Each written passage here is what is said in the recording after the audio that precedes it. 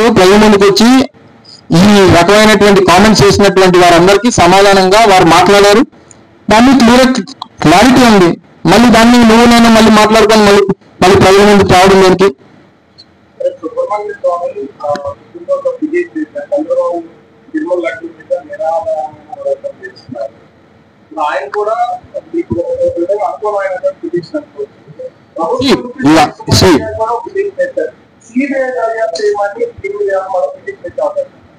నేను కోరేది నేను వెళ్ళింది కూడా అదే.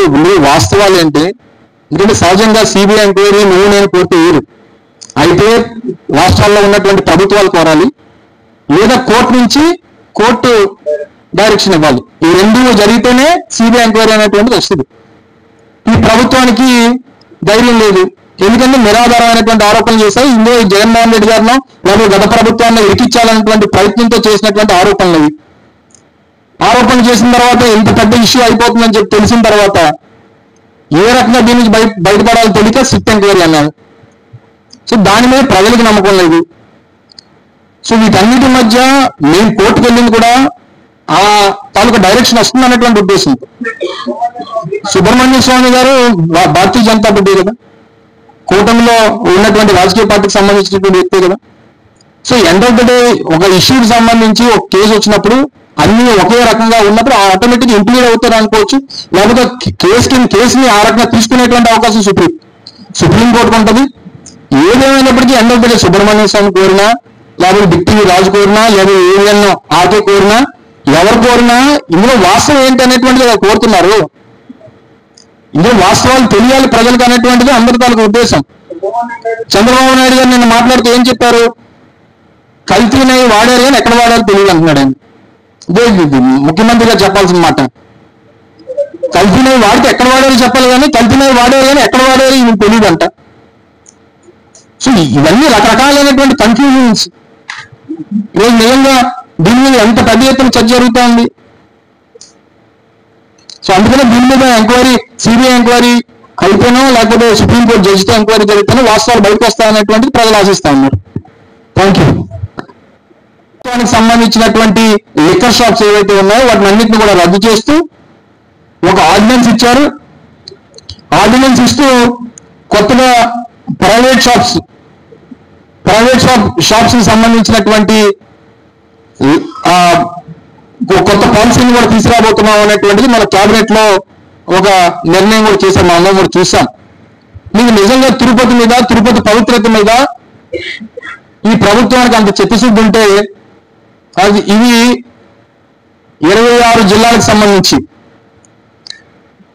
రాష్ట్రంలో ఉన్నటువంటి 26 జిల్లాలకు సంబంధించినటువంటి లిస్టు, దానికి సంబంధించి ఏ జిల్లాలో ఎన్ని షాపులు కేటాయించారు అనేటువంటి సంబంధించినటువంటి లిస్ట్. ఇది హైయెస్ట్ ఎక్కడ ఇచ్చారండి, ఏ జిల్లాలో ఇచ్చారు చూసారా మీరు? ఏ ప్రాంతానికి హైయెస్ట్ నెంబర్ ఆఫ్ షాప్స్ ఇచ్చారో చూస్తే వీరు తిరుపతి గురించి, తిరుపతి గురించి, తిరుపతి పవిత్రత గురించి మాట్లాడేటువంటి రాష్ట్ర ప్రభుత్వం హైయెస్ట్ నెంబర్ ఆఫ్ షాప్స్ ఇచ్చింది తిరుపతికి. 264 షాపులు. రాష్ట్రంలో ఉన్నటువంటి 26 జిల్లాలో హైయెస్ట్ నెంబర్ ఆఫ్ షాప్స్ ఇచ్చినటువంటిది తిరుపతి జిల్లాలో 264. వీరు తిరుపతి గురించి, తిరుపతి పవిత్రత గురించి వీరు మాట్లాడుతూ ఉంటారు. ఇవన్నీ కూడా ఓవరాల్గా 3700 దుకాణాలు ఉంటే అందులో 264 దుకాణాలు, ఆల్మోస్ట్ 10%, 8 to 10% షాప్స్ ఒక్క తిరుపతిలో ఇచ్చారు. ఇవన్నీ ఒక ఎత్తు. నిత్యావసర ధరలు ఏ రకంగా పెరిగిపోతున్నాయి మీరు చూశారు కదా. ఒకసారి దయచేసి మిమ్మల్ని అందరినీ కూడా కోరుతా ఉన్నా, సీనియర్ జర్నలిస్టులు, మీడియా సోదరులు అందరూ కూడా ఉన్నారు. ఇది తెలుగుదేశం పార్టీకి, ప్రభుత్వానికి సంబంధించినటువంటి గెజిట్ పేపర్. ఈనాడు పత్రికల్లో రాసినటువంటి వార్త. బాబోయ్ ఇవేం ధరలు, అది మామూలుగా ఇదివరకు ఏంటంటే జేబులో డబ్బులు పట్టుకొని వెళ్తే సంచి నిండా కాయగూరలు వచ్చేది. ఇప్పుడు సంచి నిండా డబ్బు పట్టుకెళ్తే జేబు నిండా కాయగూరలు వస్తున్నాయి. అది పరిస్థితి ఈరోజు రాష్ట్రంలో. ఏం చెప్పాడు ముఖ్యమంత్రి గారు ఎన్నికల ముందు? చంద్రబాబు నాయుడు గారు ఎన్నికల ముందు ఏం చెప్పారు? నిత్యావసర ధరలు ఆకాశాన్ని అంటేస్తున్నాయి, ఈ ప్రభుత్వం ఆ రోజు మా ప్రభుత్వం ఉన్నప్పుడు ఈ ప్రభుత్వం ఉంటే అది మీరు బ్రతకగలరా తిన్నుంటుందా అని చెప్పి మాట్లాడినటువంటి చంద్రబాబు నాయుడు గారు ఏంటి ధరలు ఈ ఉల్లిపాయ ధరలు ఎంత ఉన్నాయి ఇప్పుడు ఆదివారం కదా మార్కెట్ చేస్తుంటారు కదా 70-80 రూపాయలు ఉల్లిపాయలు 400 రూపాయలు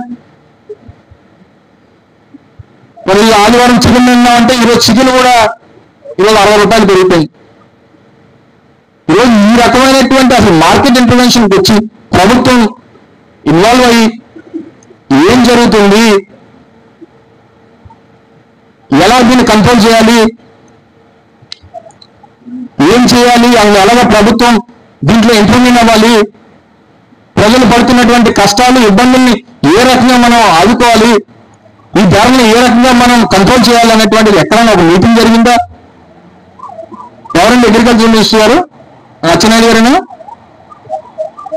అచ్చెన్నాయుడు గారు కదా మరి ఇంకా ఆయన గురించి ముందుగా ట్రాన్స్ఫర్స్ బిల్లు అన్నాడు ఆయన ఎవరెవరిని ఎక్కడ ట్రాన్స్ఫర్ చేయాలి ఎంత ట్రాన్స్ఫర్ చేయాలి ఆయన ఆ హడావిల్లో ఆయన ఉన్నాడు ఇంక ఈ హడావిలో ఏముంటుంది ఆయనకి రాష్ట్ర ప్రజలు పేదవాడు ఏమైపోయినా పర్వాలేదు సో ఇన్ని ప్రధానమైనటువంటి అంశాలు గడిచినటువంటి 90 రోజులుగా 100 రోజులుగా 4వ తారీఖు వస్తే 4 నెలలు పూర్తి అయిపోతుంది 4 నెలలుగా జరిగినటువంటి అనేక వైఫల్యాన్ని కప్పిపుచ్చుకోవడానికి చివరికి రాష్ట్రంలో మత రాజకీయాన్ని సృష్టించారు చంద్రబాబు నాయుడు గారు అనేటువంటి విషయాన్ని ప్రజలు తెలుసుకోవాలి గమనించాలన్నటువంటి ఉద్దేశంతో మీ ద్వారా ప్రజలకు తెలియజెప్పాలన్నటువంటి ఉద్దేశంతో మమ్మల్ని అందరినీ కూడా ఆహ్వానించడం జరిగింది దయచేసి ప్రజలు ఇవన్నీ కూడా గమనించాలి ముఖ్యంగా ప్రజలందరి తరఫున మరొకసారి చివరిగా మీ ద్వారా మరొకసారి కోరుతా ఉన్నా తిరుపతి లడ్డు వ్యవహారంలో కల్తీనై వాడబడింది అని చెప్పి చేస్తున్నటువంటి ఆరోపణల మీద తప్పకుండా సిబిఐ ఎంక్వైరీ జరగాల్సిందే అనేటువంటిది వైఎస్ఆర్ కాంగ్రెస్ పార్టీ రాష్ట్ర ప్రజలు డిమాండ్ చేస్తున్నటువంటి విషయాన్ని మరొకసారి మీ ద్వారా తెలియజేస్తా ఉన్నాం